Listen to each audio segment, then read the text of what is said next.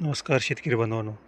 यावर्षी बघितले तर अति थंडीच्या परिणामामुळे पानं पिवळी पडणे किंवा ऊसाची वाढ न होणे, ऊस किंवा इतर कोणतेही पीक असेल यांची वाढ का थांबली, याचं महत्त्वाचं कारण म्हणजे अति थंडीच्या परिणामामुळे जमिनीतील जे जीवाणू असतात ते जीवाणू काम करण्याची त्यांची क्षमता कमी झाली आहे.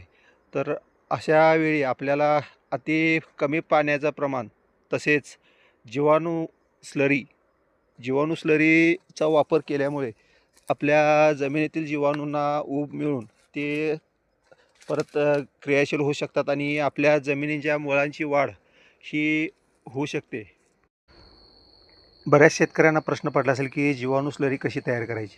तर आपल्याला काय करायचं आहे, 200 लिटर बॅरेल त्यामध्ये देशी गाईचं गोमूत्र कितीही जुनं असेल तरी चालेल 10 लिटर, आणि देशी गाईचं शेण ताजं असावं, कमीत कमी 1 ते 2 दिवसाचं ताजं शेण असावं, आणि त्यामध्ये 1 किलो गूळ, 1 किलो डाळीचं पीठ, आणि जिथं आपण तणनाशक किंवा इतर रासायनिक क्रियांचा वापर होत नाही, झाडाखालील माती 1 मूठ, हे पूर्ण एका बॅरलमध्ये तयार करून ह्याची स्लरी तयार करण्यासाठी आपल्याला एका बॅरलमध्ये मिक्स करून हे शेण आपण अशा पद्धतीनं हे एका कापडामध्ये गुंडाळून जर घातलं, कारण आपण कशासाठी तर ड्रिप्सद्वारे जर आपल्याला हे मिश्रण वापरायचं असेल तर आपल्याला ड्रिपमध्ये ह्याचा कचरा साठत नाही, आणि हे अशा पद्धतीने बॅरेलमध्ये ठेवून सकाळ संध्याकाळ ह्याची काठीनं असं आपण रोज सकाळ संध्याकाळ ह्याला घड्याळाच्या काट्याच्या दिशेने असं रोज 1 मिनिट आपल्याला हे हलवायला लागतं.